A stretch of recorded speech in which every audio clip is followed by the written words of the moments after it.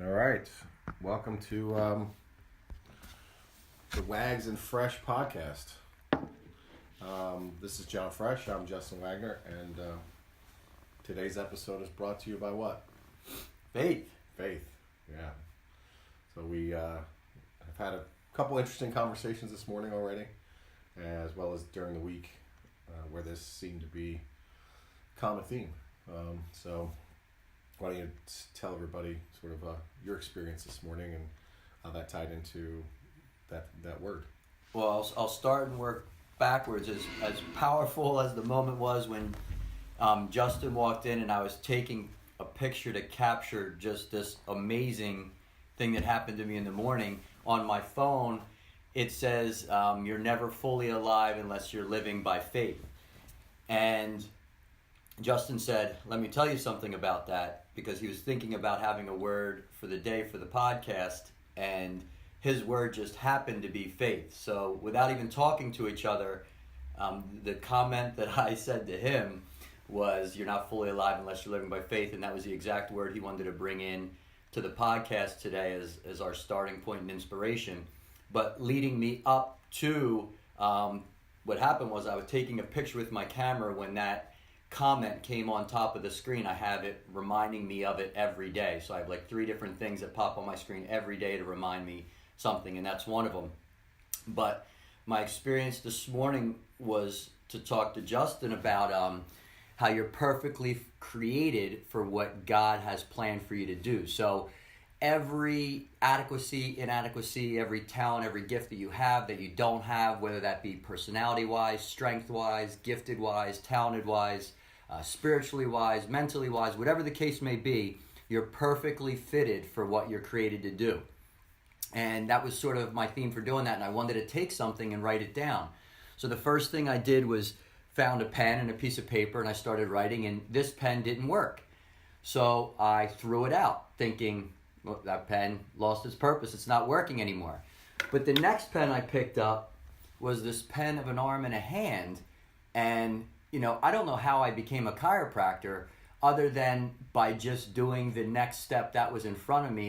And a lot of people who find certain things know that, they were led there and it chose them, that they didn't really choose it. They just, walked into each action step that was required to get there. So it was just so amazing to find this. And then it almost expanded on now, what had to happen for this to even be in my house? I never even saw this pen before. I'm not the one that got this pen. So there's somebody else who played a purpose in my life just by bringing this pen in. And I know I'm practically borderline rambling state, but I just want to get this story in.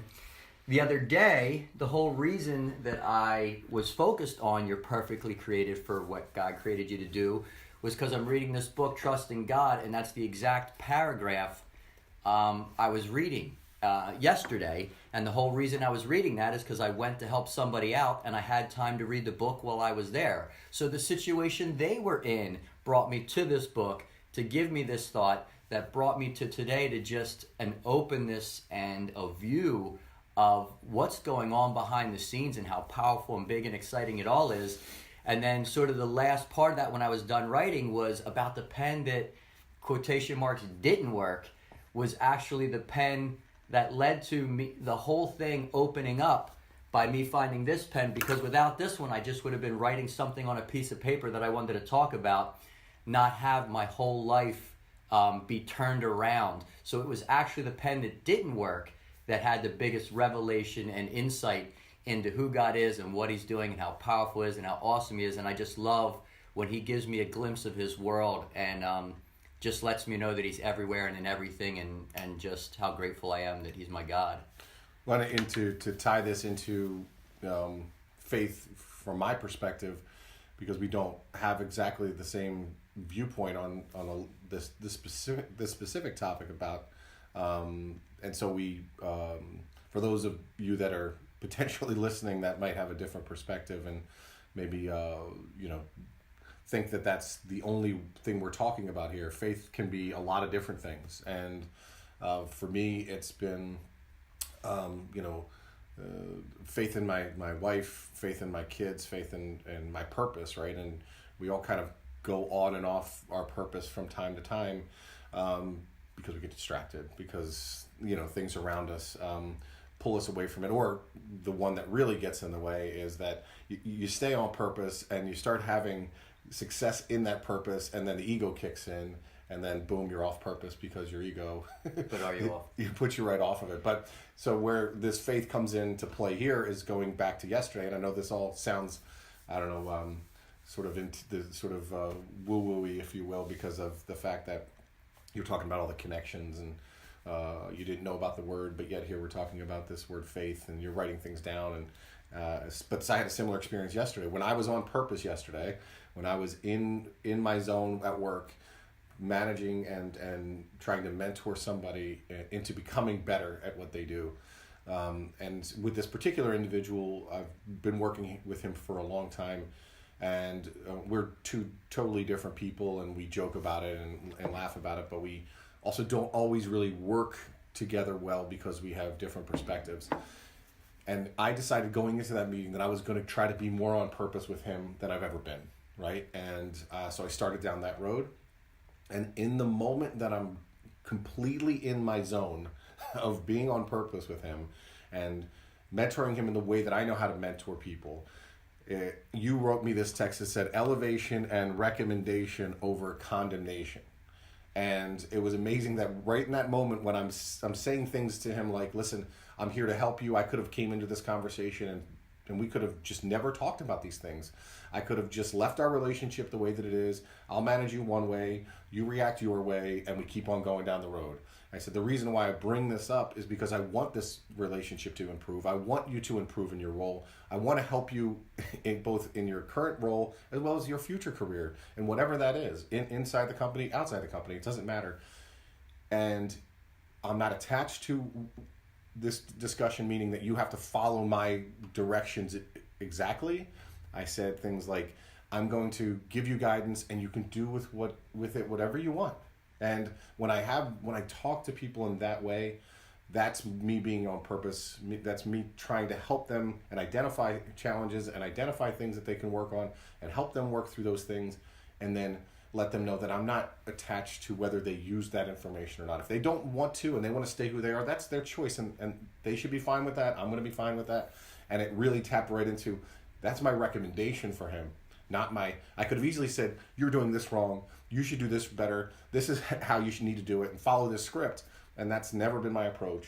And so the timing of that was perfect, and it did tap into my faith, because it reminded me that when I'm on purpose, that's the faith that I have towards staying on purpose, right? Because you question, there's not a lot of validation when you're out there sort of in this abyss of, well, I'm trying to go out there and help people, because there's not a lot of people out there helping people. So unless you surround yourself with other people that identify with that, most of the people that you surround yourself with don't go into their day saying, how do I help an individual grow as an individual, right? And you got to document those moments, because you need your reservoir to remind you of those times when you are doing those things and seeing the benefit of those things, because there's going to be a lot of times where you don't see the outcomes and you don't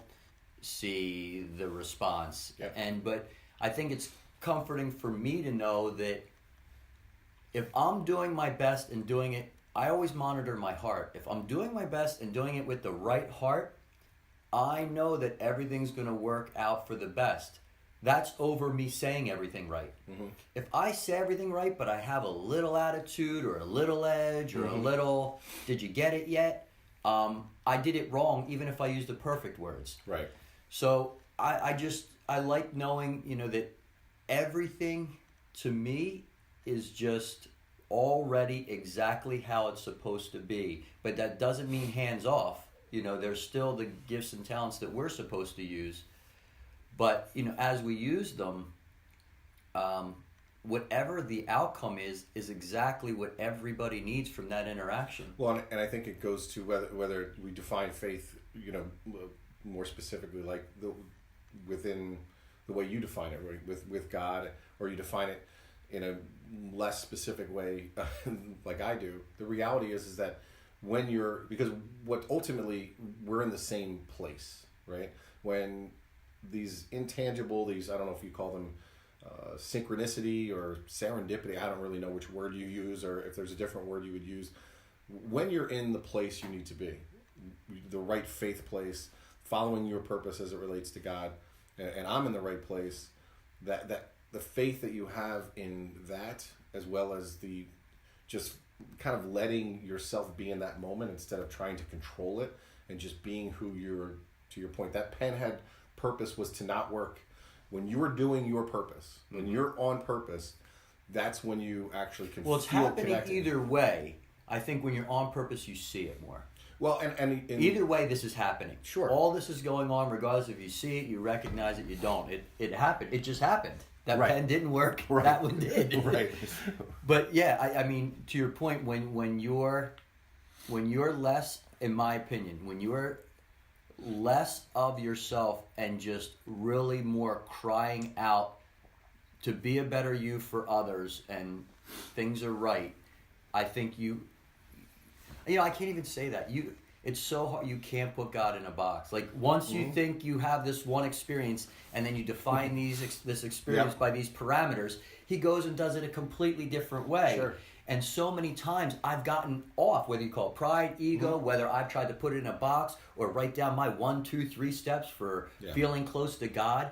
And what ends up happening is the reason I was close to him is because I was focused on him and spending time with him, not because I figured out some magic formula, other than getting close to him and spending time with him. Yeah. Like today I was doing these balance poses, and I'm obviously looking for meaning in everything. I saw a movie this week and it totally crushed me because the ending, I brought meaning out of it, for my life, and so I like to do that with music and everything. But I was doing balancing poses, and at first I was focusing on my hand, little wobbly. Now, I've focused on my hand and had balance before, but it was just all these features in this moment, what I was thinking, what I was experiencing, and try to just get the most out of that experience. It doesn't mean every time I look at my hands I'm not going to have balance, but this time I didn't. Right. Looked a little out into the future, right?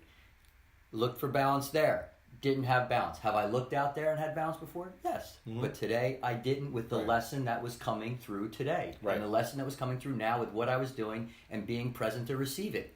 And then I looked up to God, and I got my balance. So because the last week was like microscope, telescope. Right. And I beat that up so much that I still forgot what was behind it all. Sure. So it's these little things, and to me these are fun games. They are. That I'm just playing with God. That God just wants to play with His child. You know, and I'm just enjoying my Father, and it's just what you do. It doesn't have to be if it's taxing for you, then maybe there's another avenue. It's not like you have to do it that way. But I just find enjoyment in it, probably because that's who He made me to be.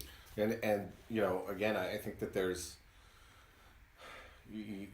so many different things to unpack in that. I mean, because the faith component has power, no matter how you define that faith, right? Specifically Christianity, specifically Judaism, whatever those specifics, or none of the defined religions, that walking are on out ice. There. Whatever. But here's what it is. Whatever you are, whatever you define yourself as, that would require you to have faith in that, then just be that. Whatever that is, 100%. Don't be wishy-washy. Don't go at it, well, I kind of sometimes agree with this and then sometimes agree with that, because that's not where the strength and the power comes from in any of this. So if you're halfway into Christianity and sort of kind of hedging your bet over here in non-Christian religions or no religion, then you're not being committed to anything, and there's no power and faith anywhere. Well, so you could create your own religion, right? I believe this, I believe this, I yeah, believe it's that. sort of like a Chinese menu. Like, I'm going to pick this and this, right. But I mean, you have to make sure that your beliefs have power. Right? And that's exactly what I was going to say. them. Even if you did that, then you got to. Then if you did it that way, then you need to stay in that lane, right, and do it 100%. Because I think the challenge that most people have as it relates to this is that they don't understand the power that word faith gives you. Because they're not willing to commit to anything, 100%. And then that's where you see the fruits of your faith. Yep. And then if the fruits aren't bringing you the peace or the happiness or the whatever your criteria are, then be willing to change. It would be like putting anything else together and the parts not fitting. Wait a second, it's not leading me to where I want to go. Maybe I should, think things over, or rethink things, or move deeper. And there's always, and I think the other thing that people get hung up on is, well, what if I have this faith and then later on I change my mind?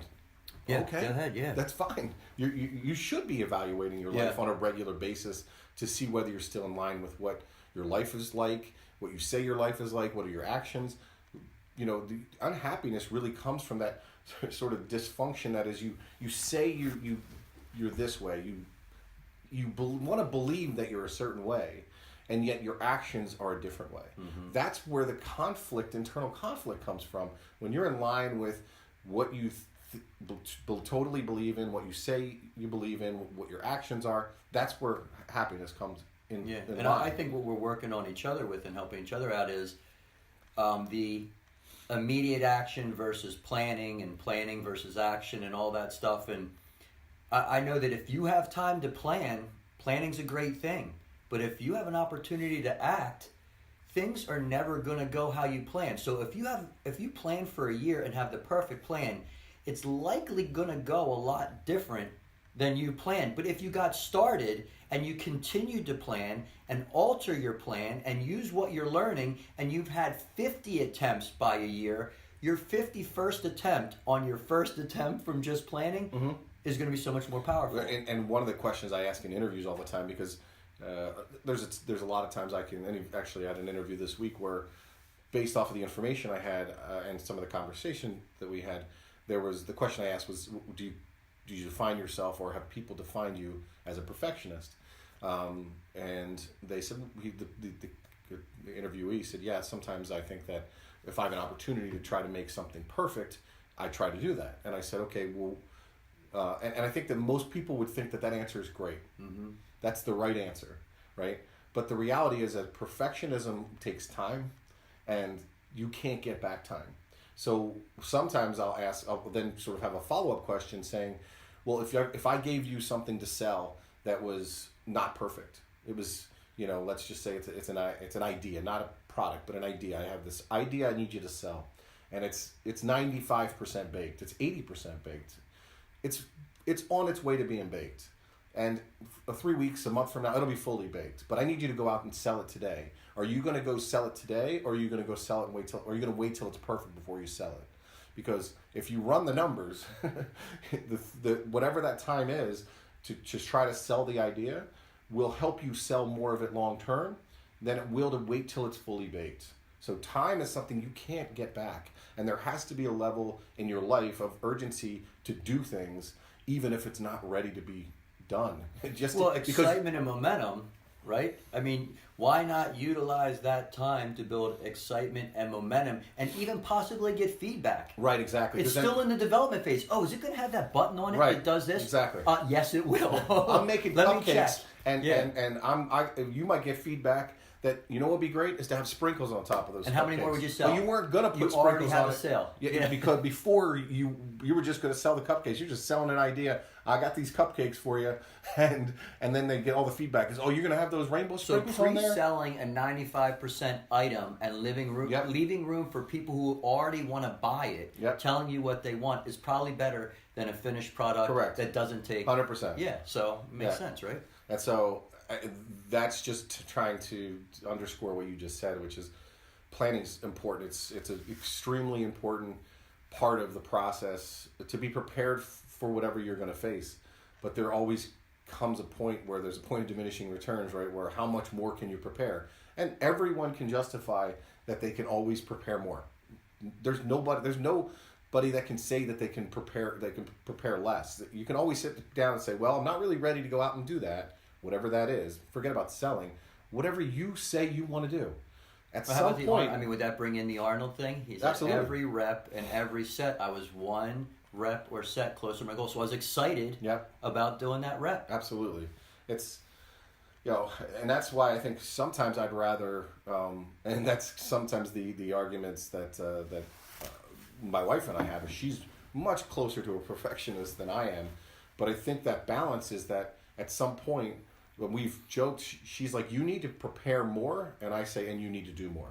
right? So you need to stop preparing and stop trying to make it perfect and go do more. And she's right. There's times when I'm just like, let's just go do, and I just run through a wall and realize, hey, I got where I wanted to go, but what did I break along the way to get there? And so there is a balance in that, and there requires preparation before you actually go out. But at some point, life is ultimately about doing, learning, altering, changing, re-preparing. The time has to be spent in doing. All the great things come from doing, not from preparing. Preparing is an important step in that process. Evaluating after the fact is an important step in that process. But people get too hung up in those areas because if they're safe, they're safe, right? So, what are some, to keep in the faith line, what were some young cornerstones of faith that sort of, charted sort of where you are today? And I'll just to get from where it got stimulated from, like, I know for me it was exercise. I didn't know why I liked it, or right. I don't know my parents did it, but I know it was something that we enjoyed. It was fellowship with each other and a friendship, and it was a time that we would put together. And I mean, as for reckless as we could have, as we were, and decisions we made. I mean, how many people were putting 1 to 2 to 3 hours investing in their health? I didn't know I was doing that. Sure.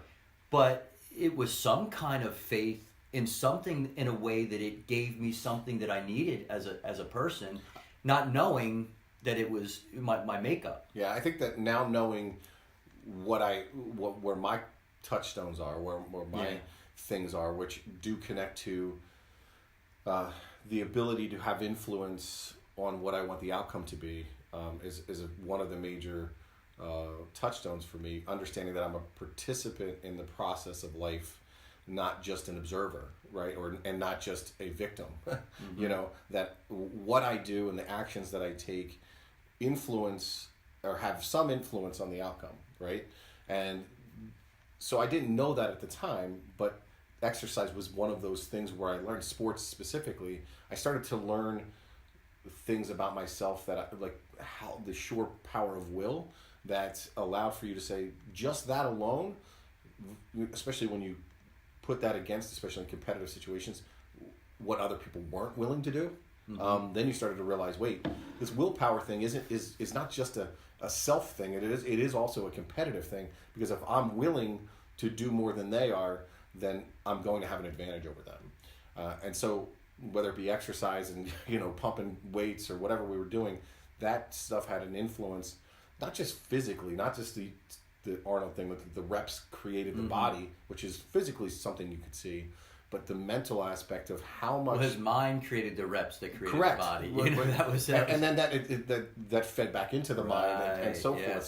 So that was a lot of what I learned. Was ultimately that became a really, without knowing it at the time, what I started to believe in and have faith in, is that I'm not going to be somebody who sits around and is a victim of the circumstances, and life doesn't happen to me, right?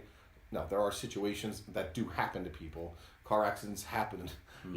People get sick. Things do happen. So I'm not dismissing that things don't happen, but you have a choice of how you want to see when things happen to you, how you react to that, how you want to be involved in that, how you want to attack that. And then even when the things don't happen to you, even when you're healthy, things are fine, what are you doing actively to be a participant with God or with the universe, or however you define that? How are you participating in your life to get the things that you want, right? Well, I have faith in the fact that we need to participate.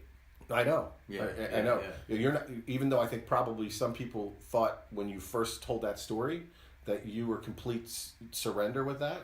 I didn't necessarily always want to read that. I read that book because I wanted to be with God. I would rather watch TV. Right. I'm making I'm not making choices based off this glowing light that's lifting me up, and carrying me into these situations where I'm just like, oh, I'd rather not be anywhere else right now. I'm in places that I know is going to get me to where I want to go, whether I feel like being there or not. But the cool thing is it's easier to be there when I don't feel like being there, when I have things like this happen. Right. And what's the best times though to actually do it is when that urge to watch TV, or that urge to do nothing, or that urge to be less than who you could be is really overwhelming. That's the moment when you say, nope, I'm not going there. I'm going to go. Those the are the opposite winning way. moments. Those are absolutely the best winning moments that you get. Yeah. Because you have to be watching your life to say, hey, I'm getting sucked into this space, and what do I need to do? What is my mechanisms and my tools to counterbalance that and react to that? And whether it's I'm sitting on the couch and I just want to lose 4 hours of my life watching TV, and there's a time and a place for all that too, but I can get up and I can go outside and I can go do something, whatever that is. In 20 minutes, and then still have 3 hours and 40 minutes left. So, I don't know whether I really would want to go to this space, but you would ask the question, and it's again not a coincidence, and that we're kind of going here, is that for me, one of the things that really was the most powerful thing as it relates to faith in my life, especially as I got older, and was the issues and the challenges that I had with my family, and the fact that the faith that I had in my relationship with my wife, how she supported me to get through those things and still work through those things, and yet 2 articles that I read this week in the last actually 24 hours. One was an article that was written by a mother who had the perspective of being estranged from her son, and her perspective. Now, there was only one-sided. There wasn't the son's perspective in this article. And it was a very sad perspective, and it made me tap into me being a father and concerned if that ever happened with my relationship with my kids, but it also put me in a space to say, how do my parents feel right now, right? So that article was interesting and emotional. And then this morning, there's an article that's in my feed that's the exact opposite article. I've been estranged from my parents for 16 years. Here was now was a female perspective with her relationship with her mother. It doesn't really matter. It's all the same, right? And they told the story of that. So the faith that I have in the cornerstones for me, that is my family, my kids. What drives me every day is my wife and my kids, right? And so that's, for me, the faith that I have, that when push comes to shove, and I've tried to use this as a tool for my kids when they're stressed out, or they have anxiety about a presentation that they have at school, or a stressed out moment that they have, like when they're performing one of their color guard routines or whatever it is that relax, breathe, remind yourself that no matter what happens, no matter what happens in that presentation, no matter what happens in the performance, at the end of this, there's still 5 people that care about you, and it doesn't matter if you failed or succeeded. You just need to let go and do the best that you possibly can, and there really isn't going to be something that dramatically changes after this as it relates to that. And for me, that's what I use when I know I'm going into a stressful meeting, when I know I have to find that balance between being engaged and not being overly engaged, where I can be argumentative. So I have to find that balance to say, just put everything into perspective. Mm-hmm. What's the most important thing? At the end of this meeting, the only thing that matters is that the 5 people that are most important to me are not. It's not the outcome of this meeting is not going to change whether they care about me or not. Mm-hmm. Right? So they'll probably have an opportunity to show you how much they love you more if it goes wrong. Most likely, because then I'll share that with them, and they'll give me encouragement and so forth and so on. So it all ties in. So the faith part, to me, when you ask that question of what was a situation, or that for me really started to mold and define more clearly as an adult the faith aspect for me and where my faith lies. And so, well, how about the 2 articles? We're on the couch. Yeah, see, this is why I didn't want to dig into this. So, I mean, I'm sure as a parent now, and as a child, you've been a child, and a son, and reading the 2 articles were, if you boil, not to oversimplify, but if you were to boil down both emotions, I'll bet you they're hurt on both. I mean, absolutely. You could easily, sure. Find people don't realize they're going through the same thing, sure. from different perspectives. Yep. It's. Yeah, and I think that the interesting thing that these two articles have popped up is that they popped up like the first one popped up minutes after it was the first time I picked up my tablet. I shut my computer down. Work was done. I was done. I'm off for 13 days. Done. And I pick up my tablet, and that's the first article that I read, that I see. And I have been thinking about, and I have been reaching out to my family on a regular basis, and it's hit or miss on the responses and in what way. It's just the middle of the show. Yeah, for sure. And I think that, but I've also been thinking about doing something that would blow it up. And I haven't processed everything yet. It's all still, like I said, been less than 24 hours for both articles. So do I want to go and literally press the button and blow it up? And if I blow it up, it could mean that it's completely over, or it could mean it shakes it all up to put it back together again. But I do know that where we are now is not working. So at some point, it's probably going to need to be blown up. It's just a matter of how do you do that? Like, what's the process of blowing it up in the way that is fixable? Because there are times when you blow things up and you think they're fixable, but you blow them up in such a way that they're not. And so, yeah, I think I'm trying to figure that out. Yeah, I think after you, I mean, before, during, and after, I just think, the heart and the intent and the pride and the humility and all those things, it needs to go through 8 filters of all that, before you do anything. Because I think if it goes through those filters, it's, no matter what it seems like on paper, and it could, even if it's put down right, it could still be read wrong. Anyone can do is tell somebody they love them, Mm-hmm. And I mean, it's worth it to do. I mean, why else would you be thinking about it that way? Right, exactly. Why else would right. it even matter? Why Yep. else? Because they say that the worst part is the indifference, right? Or the Mm-hmm. whatever it would be. Well, and that's where I think that's where this initiation or this initial thought came from, to try to do something up to and including blowing it up, because I'm starting to feel the indifference, and not in a malicious way. It's much more of I'm letting go of what I want things to be, and saying that maybe they're not really possible, and the blowing up. Right? Yeah, I think the idea of blowing it up is simply to give it one more shot to see whether there is anything. Because if I'm already moving towards indifference, then if I don't, this would be the one more opportunity to say, well, if we're not going to make it work now, then we're not going to work it out. Well, I think what would be, and obviously we're just talking through things. I think it may be interesting to blow up you first,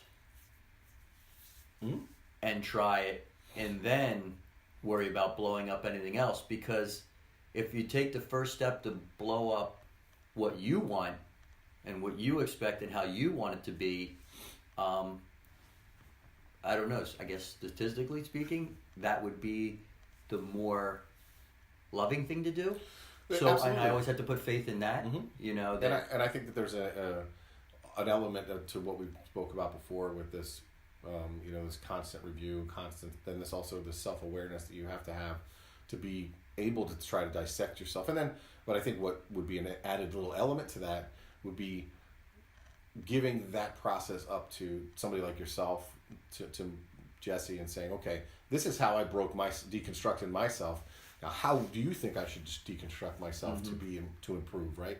Because whether we're conscious of it or not, we're going to put these limitations on ourselves from a deconstruction standpoint to realize, I don't really need to fix that, or I'm good there. And whereas somebody else's perspective would be able to say, well, you should push yourself a little bit farther in this area or that area, because even though you feel like you're compassionate enough, maybe you're not. And it's hard for sometimes, as much as that the self-evaluation process is important, we put limitations on that process whether we're conscious. Right. You still put that one thing there that in your mind gives you the control to say, I already gave up this much. Yeah, exactly. You know, Exactly. it's like, Yeah. yeah. How much more am I going to do? Right. Why do and I you're have to really do holding all back the only Yeah. thing they want. Right. It's like a negotiating chip. And I think because, too, I've learned so much at work as it relates to that type of stuff. I find it constantly in my life, even when when I don't want it to be there. I'll find myself holding negotiation chips constantly in situations where I'm like, what am I? You gonna eat that slice of pizza? Right. What am I doing? You already had an extra ice cube in your soda. Right. Yeah, do you really need all those? Yeah. I'm doing the math on the cubes. I need 4. You only need 3. Yeah. Why do you get 4 and I get 3? I don't understand. So it's but one of the things I wanted to make sure we touch on too is, and I want to do this on a regular basis, is touch on the accountability. And I know that this sounds like I'm just trying to change topics. No, it's good, yeah. But I don't really know how much more we were gonna. No, it's due time.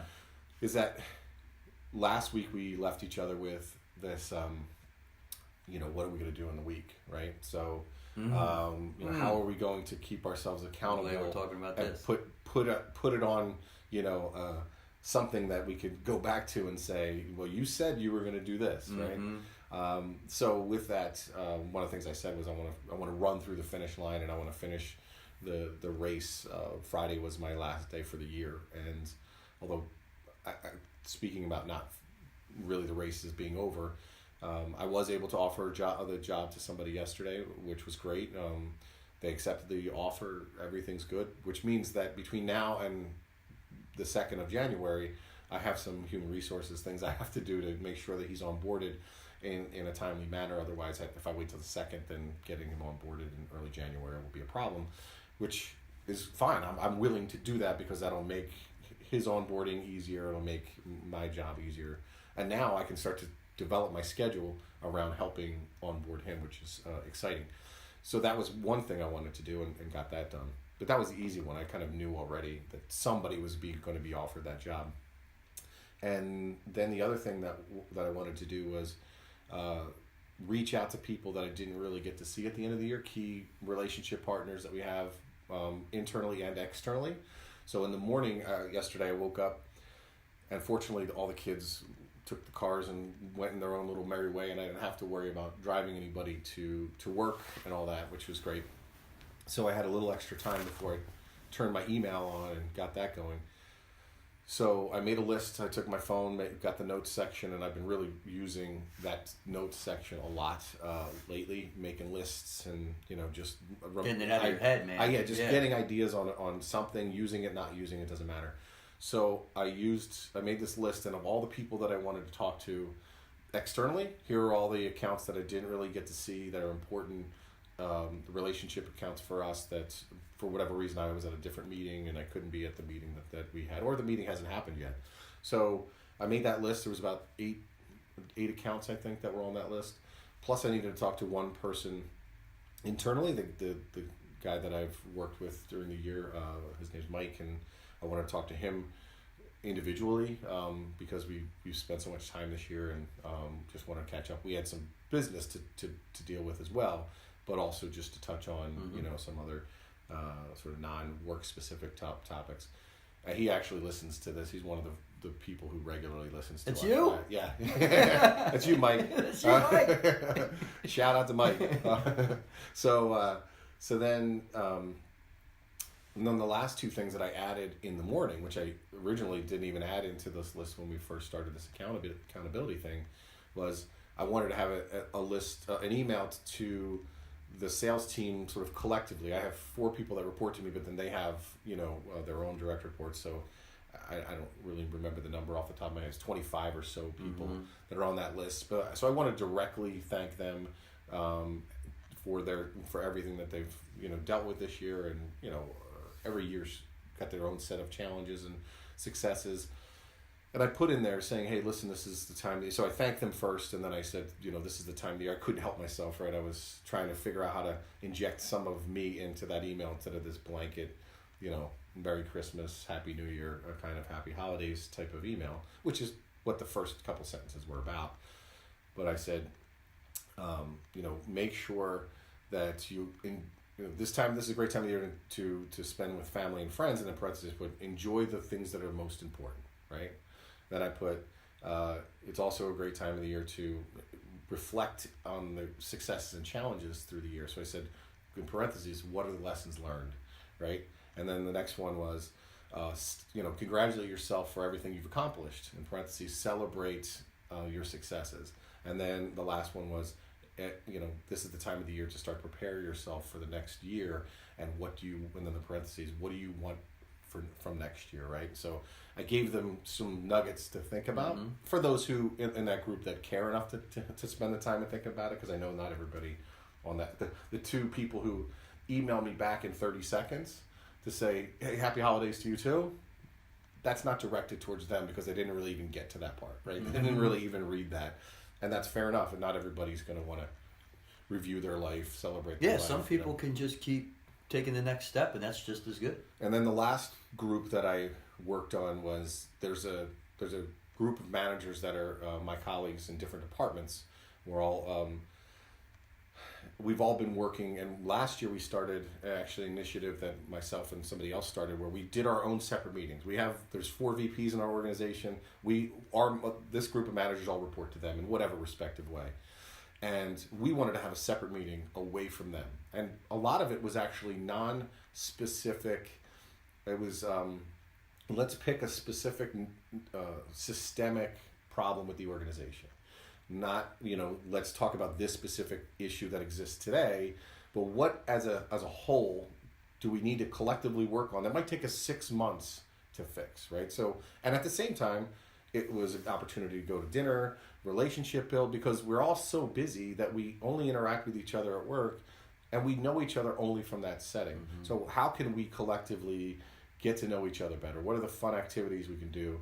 And we did that for about 6 months, and we stalled simply because there was a lot of people that left the organization mid to second to third quarter, and sort of stalled out. And but we wanted to pick it up, and I wanted to directly communicate to that group, especially the group that the core group that I've known for 13 years, is maybe in some cases even longer.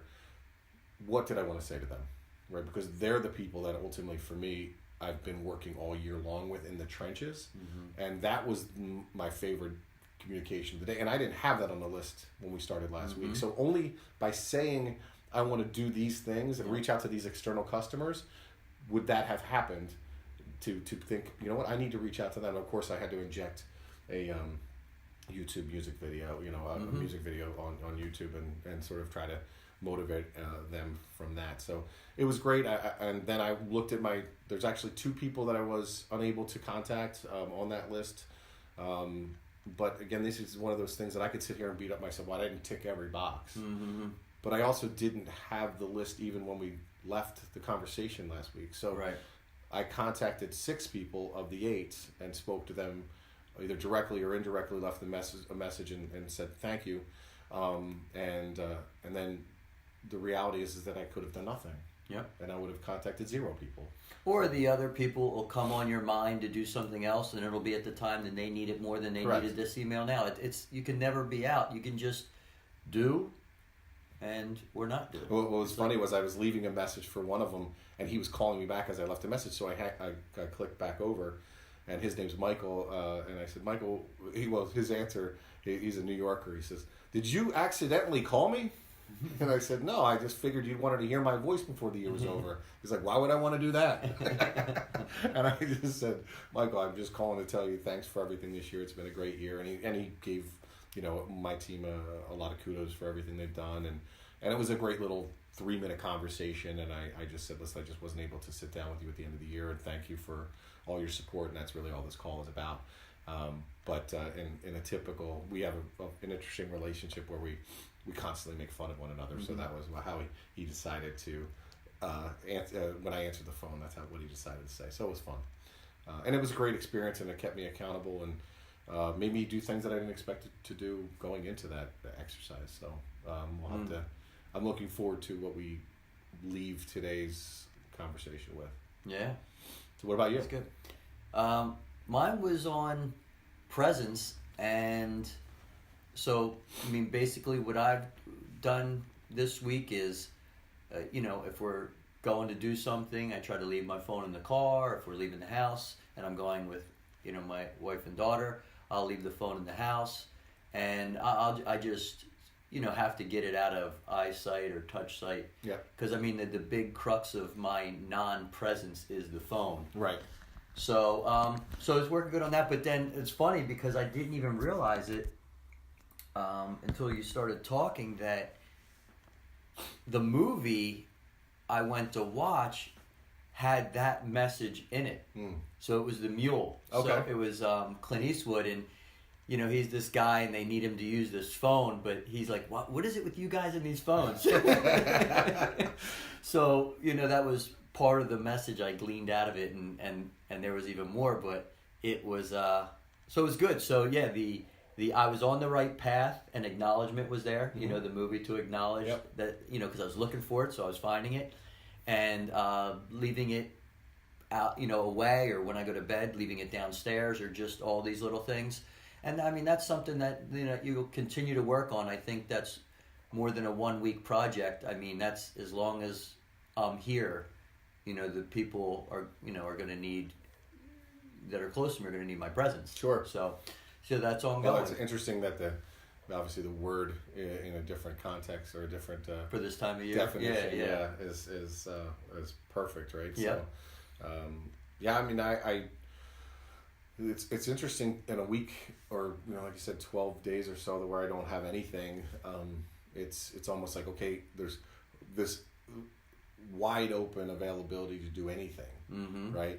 And I'm excited about that, but I also know that the reality is that you don't have enough time to do all that, and you do need to streamline these things. And I would say that for me, I would probably say being present, because now I can totally be present. Yeah. For me, moving forward in the next couple of weeks is really what I'm excited for.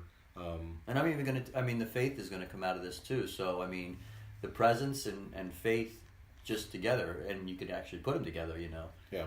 So that'll be, moving forward this week will be more of the presence and just an excitement for me to spend time with God and just really see what He's got waiting. Yeah, I think that if there's, going back to what we were talking about sort of the evaluation of myself and figuring out how to what my next steps need to be as it relates to my family. I think that would be what I need to be accountable for this week, is having some progression in that, even if it's still in the work, still working through it phase. I'm at a different place a week from now, which I would be regardless. Yeah. But I want to be conscious of that and put my mind to it on a regular basis, versus it just naturally being a progression and being in a different place a week from now. It could just be a simple question you put on your phone is like, how can I make their day better right now? Right. What can I bring home? Because so many places we're going, what else do I need? Right. Like, what do I need? I forget what I need. I need gas, I need milk, what else do I need? Yeah, that's great. It's like, so think about this to counterbalance that. Every time you ask that question, you have to then ask the next question, which is, what does somebody else need? Right. Right. And so every time you say, what do I need? Think about what does somebody else need? And then answer the first one, and then answer the second one. And that somebody else could be your child, it could be your wife, it could be your parent, it could be somebody external. And I think that, one of the things that we started doing, I guess that was probably the beginning of this year or the end of last year, when we would have the opportunity to go surfing, we would, bring canned food, and, that was our donation, right, to the food bank over here. Pick up trash off a beach. Right, exactly. Yeah. Just little things to say, hey, I want to thank, God, the universe, for this opportunity to experience this, and what am I doing to give back? And that's been something that has been, and I'm honestly not consistent enough, but I've been conscious and aware, and we talked about it, I think that day we were out, the last day we surfed actually, in September, you and I went out, that we went to Maynard's afterwards, and remember I was like, hey, we should take care of those 4 older gentlemen at the bar. And then ultimately we didn't do that, and then after that, what I took away from that was, oh, I should take care of this server, because first of all, I was from that business. I worked in that business for a long time, and I've noticed that my tipping, I've been conscious, especially non-work related. When I'm out personally, I'm constantly over tipping those people, especially if they've done a great job. So that's part of me saying, this is who I want to give back to specifically. These are people that are working their tail off to get me what I want, and I'm in a position to help them, so why wouldn't I? So that's just that. It sounds like a little thing, but it all started with the idea of, let's just be thankful for this opportunity to go surfing, and what can we do to be thankful? Yeah, I mean, I don't know. This is a little thing, right? This is a little pen, but at the right time, at the right moment, with what God's doing in somebody's life, it's not a little thing. Right. You know, somebody could be asking for something that you hand them, even if it's whatever, that goes along with something so much bigger that it brings everything together, that little thing is, you know, huge for them. Yeah. So it's never a little thing. When you're listening to your heart and you're doing what it tells you to do, whether you feel like it or not, is never a little thing. It's the biggest thing you could be doing. Yeah. Well, it's been a great week, and it's been, I mean, we got one more conversation before the end of the year, so we'll leave that sort of maybe year-end recap for that conversation. Maybe code word possible Fugal. Yeah, exactly. There could be a Fugal episode in your future, which we're looking forward to. But I think that also it's a great opportunity for us to be reflective and really be grateful and thankful for everything that we've been able to have. I mean, look where we are. I mean, a year ago, you didn't have this. Right. You didn't have this sunroom that we're sitting in doing this right now. We didn't have this going on. You know, we just encourage everybody to go out there and continue to be, you know, the best version of themselves, and continue to work on whatever that is. Reach out to people that can help you, and don't stop. You know, don't stop. Don't ever stop. So, very good. Thank you. Yeah.